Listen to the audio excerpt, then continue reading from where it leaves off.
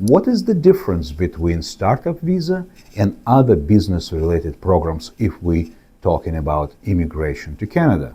Well, that question is not just a rhetorical question.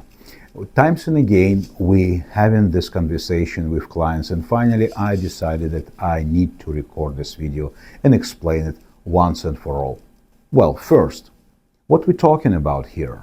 We're talking about startup visa program and intra-company transfer or owner-operator are all falling in the same bunch of programs which are not actually immigration programs. And that's point number one.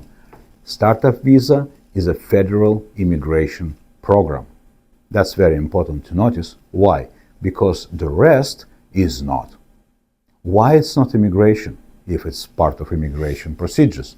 Of course, but immigration is divided between permanent residency and temporary status in Canada. And those programs, they fall under category of temporary visas. And this is the biggest misconception of people who approach immigration to Canada via immigration intent or non-immigrant intent. And government of Canada is very, very upfront and open about it. Don't think about immigrating to Canada if you're applying for intra-company transfer or owner-operator. You're here to build a business or work for the business in certain position of exceptional knowledge or specialized knowledge, they call it, or managerial position. Anyway, those are temporary visas.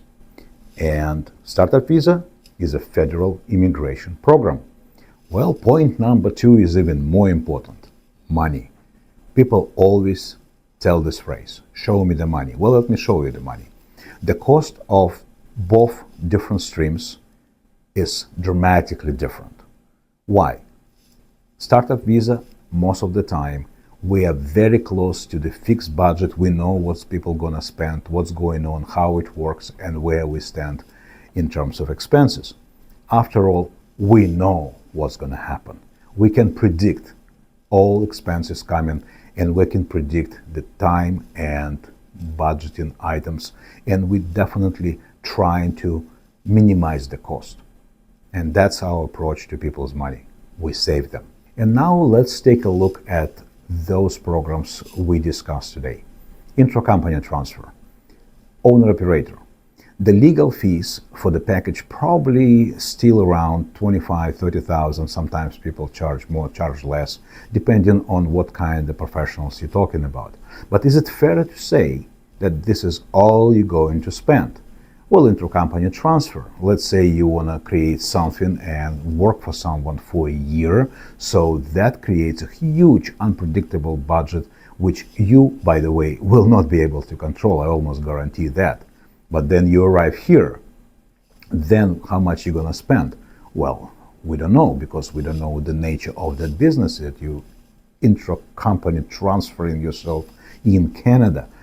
Even worse picture we predict for owners operators, because not only you actually have to commit up to 500, somewhere between 300 and 500,000 dollars to start and prove that you're able to maintain and develop the business, you actually have to spend it. Let's say you offer it 2-year permit to be in Canada and build the business. What are you going to do to build the business? Don't be naive. You have to actually spend money to build the business. You have to rent an office, you have to hire people, you have to buy inventory, you have to arrange pretty much everything from scratch. Who is going to spend it for you? And those lawyers or consultants who sell you the program usually kind of shy about it. Why don't you ask them about the real cost? Now, moving to point number three, which is very sensitive to many people, because most of the time immigration is all about families, children, their age, their intention to study somewhere in a foreign country, in this case in Canada. Time. Time indeed is the most valuable asset people can get. In case of immigration via startup visa program, you know the time. Yes, it varies, it getting shorter, longer, but you know the time. And the good part, all this time you can continuously work in your current position and earn money in your gainful employment and definitely maintain your family intact. Even if you have to send your child to Canada, if it's a school age, that child will study for free while waiting for PR status. Again, remember, we're talking about being in immigration process already from the start. What happened to people under owner-operator program, or even intracompany transfer, ICT for that matter? Well, they're in Canada, but their time is really leaking through the hole in their life. Why? Because they're not moving closer to immigration to Canada.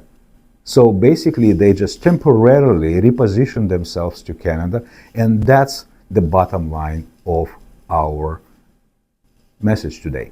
Don't be confused about permanent residency program and temporary relocation here, because once and again I hear this argument, but I will be in Canada. Well, you can be in Canada as a visitor without spending all this crazy money, travel around, enjoy life, and go back and work and continuously live with your family happily ever after. But you choose to move to Canada. Don't fool yourself. If you choose to move to Canada, choose immigration path that will lead you to immigration status, not temporary status as many offices offer, and unfortunately many people fall for this. If you like this video, if you have something to say, please comment below. We admire your comments, we like those stories that you share with us, and we definitely follow your suggestions on new topics. And of course, if you like what I said, if you like what we deliver, like the message, subscribe to the channel not to miss the valuable bits of information, and stay safe by staying informed.